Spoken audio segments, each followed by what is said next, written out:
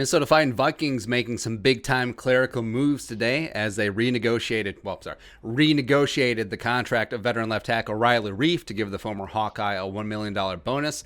Tom Pelissero tweeted this out, quote, "The Vikings renegotiated left tackle Riley Reiff's contract and gave him a $1 million signing bonus, making up for the $1 million playing time incentive he narrowly missed because he sat out the season finale on the COVID list, per source. A nice gesture from the Wilfs family to step up," end quote. So when Riley Reiff took a pay cut last offseason, he had two $1 million playing time incentives put into his new contract. He hit the first one. He would have hit the second if he would have played 93% of the Vikings' offensive snaps, but unfortunately he was put on the COVID-19 reserve list before the Week 17 game against the Lions. So he narrowly missed it, and we talked about the Vikings should just give him the bonus. It was a nice move by the Vikings, very classy. Again, they weren't obligated, but it does make sense in this spot. You're taking care of one of your veteran guys. But when you see the headlines, well, Vikings renegotiate Reiff's deal. That mean, if you just read the headline, a lot of fans will be like, well, 100% Reiff's going to be backed. Well, it doesn't really change the situation. So Pelissero added that the Vikings still have a decision to make for next season on Reiff, who has a $5 million rooster bonus due March 19th, which is the third day of the new league year. So calling it a renegotiation, not really correct. Where, hey, you want $1 million?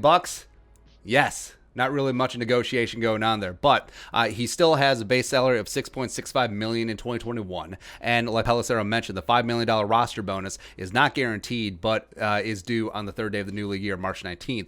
Vikings can still free up $11.75 million by cutting him before said March 19th. Well, $10.75 million now with that bonus. So, and Reiff played phenomenal in 2020. Respect. After he got that pay cut, got some of that anger juice going, and he was great. Frankly, his best season as a Viking.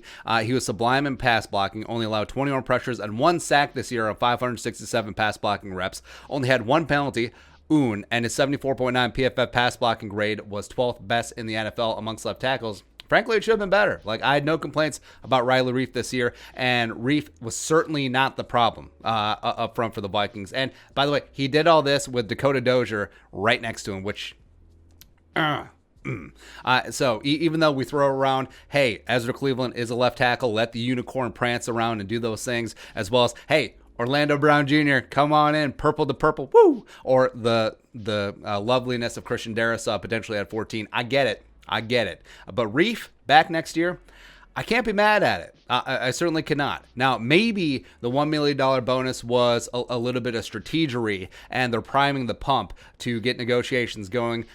Maybe just sweeten up Reiff and his agent a little bit because, again, they weren't legally obligated to pay it, but they did it because it was the right thing to do. So say, hey, Riley, Reiffers, how about we tear up your remaining one-year deal, and we'll give you a 3-year extension, $8 million per, but all the guaranteed money is going to be in 2021, so we can sort of pay as you go, still have options just in case you fall off a cliff, right? So that could be on the table, and the Vikings will have to make that decision because I think that the Vikings do have significant leverage in this spot too, where Riley Reiff, this is his team, been here since 2017, and the Vikings potentially could do some things in 2021, and the free agent market, if he hits it, might be kind of tepid just because lots of teams are going to be kneecapped this offseason because of the salary cap going down. So, I mean, what's the difference? If he gets $6 million per year on the open market, if he gets 6 here or 8 in the market or 8 here, I mean, there is utility in staying put in a system, in a scheme, and not having to move makes sense. So, I mean, it could be on the table. The Vikings will have to make the decision on the $5 million bonus, but the $1 million bonus, the renegotiation, does not guarantee that he will be here next season. Now, after the 19th, if it passes, he's still in purple and he gets that $5 million bonus, I think his chances go up exponentially, but we'll see. Start of the offseason. Let's go. Be your thoughts. Riley Reiff renegotiating his deal. Let us know in the comment section below. Subscribe for daily Vikings takes. Want to support that work post on the Venmo, but until next time, Skol, production value.